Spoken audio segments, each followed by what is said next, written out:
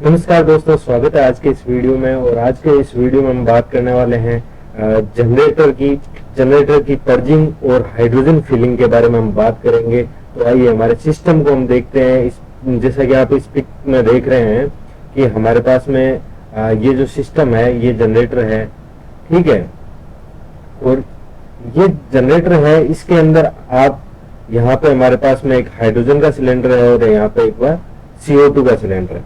तो हाइड्रोजन का सिलेंडर तो हमें समझ में आता है क्योंकि हाइड्रोजन तो हमें इसमें फिल करनी है, ठीक है।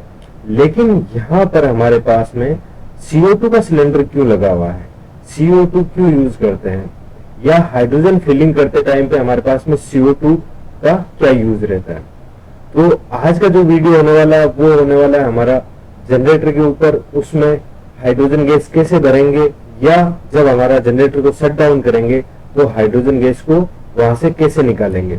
तो सबसे पहले अगर आप हाइड्रोजन को किसी जनरेटर में रखते हो तो हमारे को सबसे पहले उसकी सीलिंग करनी पड़ती है, ठीक है। हाइड्रोजन को हम हाई प्रेशर पे रखते हैं, लगभग 5 बार प्रेशर पे हम जनरेटर में मेंटेन करके रखते हैं रोटर की कूलिंग के लिए।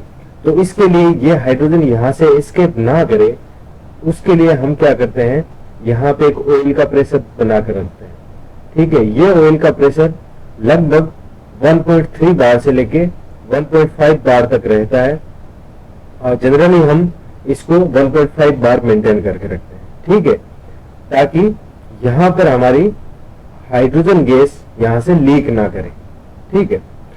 अब क्या होगा कि अगर हम इसको शट डाउन कंडीशन में लाएंगे, अगर जनरेटर को हम शट डाउन करेंगे बहुत लंबे टाइम तक के लिए, तो हम इसमें हाइड्रोजन को नहीं छोड़ सकते, क्योंकि हो सकता है किसी वजह से यहाँ पे हाइड्रोजन लीक कर जाए। और ये हाइड्रोजन क्योंकि एक्सप्लोसिव होती है, तो उसको एड करने के लिए हम यह हाइड्रोजन फिर से अपने हाइड्रोजन के जो हमारे सिलेंडर है उसके अंदर हम भरेंगे। लेकिन उसका प्रोसेस क्या रहता है कि अगर हम हाइड्रोजन को यहाँ से निकालेंगे, अगर जनरेटर में से हाइड्रोजन को निकालेंगे, तो हमें यहाँ पर कोई गैस भरनी होगी जिसकी वजह से हमारी हाइड्रोजन यहाँ से निकल जाए और यहाँ पे पीछे वैक्यूम क्रिएट ना हो, क्योंकि यहाँ पे जो स्पेस है उसमें कोई गैस तो आपको रखनी होगी।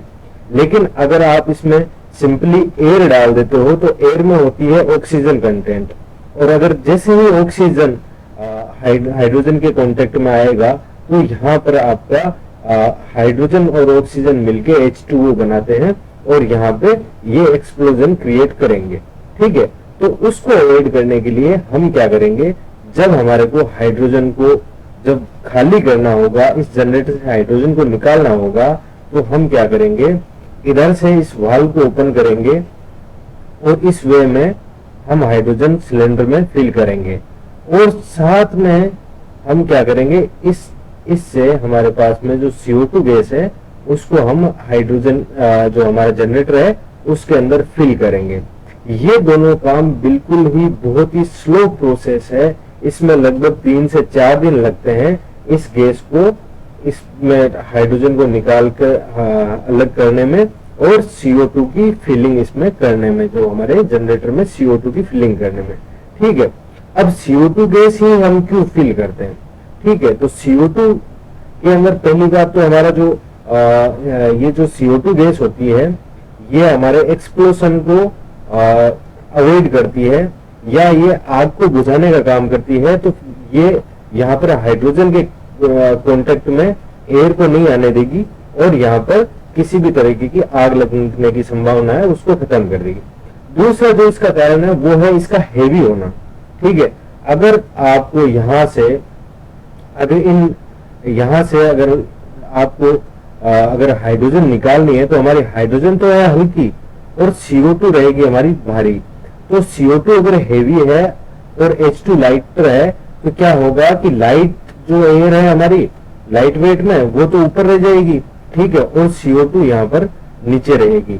तो क्या होगा कि ये दोनों बिल्कुल इनका एक डिफरेंट लेवल बन जाएगा, और जो हमारी ऊपर जो गैस है वो केवल हाइड्रोजन ही रहेगी, जो कि इस वे से यहाँ से ये सिलेंडर में भरने के लिए जाएगी, ठीक है।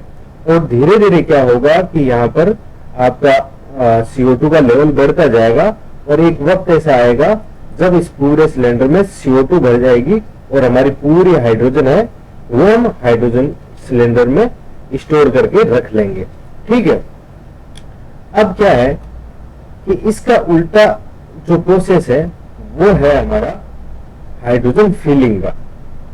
तो सबसे पहले क्या, अगर मान लो लंबे टाइम तक अगर आपका जनरेटर का शट डाउन है तो उसमें आप CO2 भी नहीं रखेंगे, उसमें आप कंप्रेस्ड एयर रखेंगे। ठीक है, तो अगर आप इसमें कंप्रेस्ड एयर रखते हैं तो सबसे पहले आपको क्या करना है, उस कंप्रेस्ड एयर को निकालना है। ठीक है, उसके लिए आप सबसे पहले CO2 फिलिंग स्टार्ट करेंगे। ठीक है, CO2 फिलिंग स्टार्ट करेंगे तो CO2 का कुछ यहाँ पर आप प्रेशर लेके आएंगे और उस प्रेशर से क्या होगा कि जो आपकी कोई भी अगर जो अपनी गैस है इसके अंदर या एयर है वो एयर यहां से एस्केप कर जाएगी। ठीक है, अब जैसे यहां से एयर एस्केप कर जाएगी तो यहाँ पूरा जनरेटर में हमारी CO2 बच जाएगी। ठीक है, उसके बाद में हम क्या करेंगे, धीरे धीरे हाइड्रोजन का वाल्व ओपन करेंगे और ये हाइड्रोजन यहाँ से ऊपर से फिल होने लगेगी।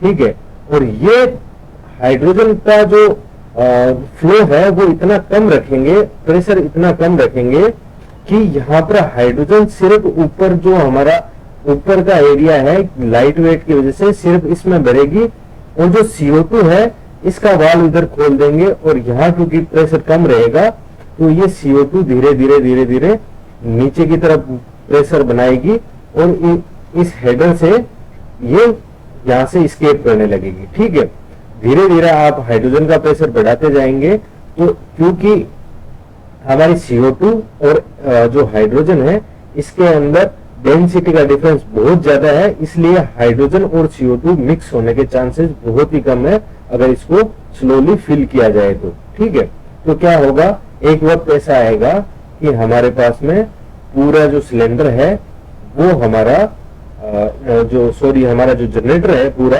वो हाइड्रोजन से यहाँ CO2 है वो चली जाएगी और हाइड्रोजन है H2 है वो इसको फिल कर देगी। ठीक है, लेकिन हाइड्रोजन गैस हम कितनी फिल करेंगे, हाइड्रोजन गैस हम तब तक फिल करेंगे जब जो हाइड्रोजन की प्यूरिटी है वो हमारी 96% से ज्यादा नहीं हो जाए। ठीक है, मोर देन 96%, क्योंकि जब हमारी जो हाइड्रोजन है वो एक्सप्लोसिव रहेगी, केवल आपकी जब उसके पास में जो उसका एयर के साथ मिक्सिंग जो रेशियो है वो जब 4% से लेकर अगर 25% तक रहेगा तो उसमें आग लगने के चांसेस है। ठीक है, तो कहने का मतलब अगर आपकी एयर 4% तक है या CO2 या इम्प्योरिटी 4% तक है तब तक आपकी कोई भी आग लगने का चांस नहीं है, या अगर आपकी जो इम्प्योरिटी है वो 75% से ज्यादा हो जाएगी तब भी आपकी आग लगने की कोई चांसेस नहीं है। ठीक है, तो अब आपने हाइड्रोजन तो भर दी, ठीक है, लेकिन इसकी हाइड्रोजन की आपको सीलिंग भी करनी पड़ेगी। ठीक है, तो हम हाइड्रोजन की सीलिंग करने के लिए हम हाइड्रोजन की सीलिंग करते हैं ऑयल से। हमारे पास में यहाँ पे एक सीलिंग ऑयल सिस्टम रहता है, यहाँ पे एक सीलिंग ऑयल सिस्टम रहता है जनरेटर के दोनों साइड में, उसमें हम यहाँ पे सील ऑयल पंप होता है, उससे हम यहाँ प्रेशर मेंटेन करके रखते हैं। अगर हमारा अंदर जो हाइड्रोजन का प्रेशर है वो 5.0 बार है तो हमारा जो हेडर है पंप का इसका प्रेशर हम 6.5 बार रखेंगे ताकि हमारी डीपी मेंटेन हो सके ग्रेटर देन 1.5। ओके, तो अब क्या है कि अगर मान लो आपका ऑयल है, वो ऑयल और गैस दोनों कांटेक्ट में आएंगे। अगर ऑयल का इधर प्रेशर ज्यादा है तो हो सकता है कि आपका हल्का सा ऑयल इसके अंदर गैस के अंदर यहाँ पर जो हमारा जनरेटर है उसके अंदर चला जाए। ठीक है, तो इसके लिए हमारे पास में क्या ऑप्शन है कि हमारी जो गैस है, जो हाइड्रोजन गैस है, इसको हम यहाँ से ड्रायर में भेजते हैं और ड्रायर से पहले यहाँ पे हमारे पास में ऑयल ट्रैपर आता है। ये जो सिस्टम लगा है इसका काम है ऑयल ट्रैपिंग का, ठीक है। यहाँ पर अगर इसमें हमारे हाइड्रोजन के अंदर जो ऑयल, जो सील ऑयल मिक्स हो गया है, उसको हम यहाँ पर स्टोर कर लेंगे, ठीक है।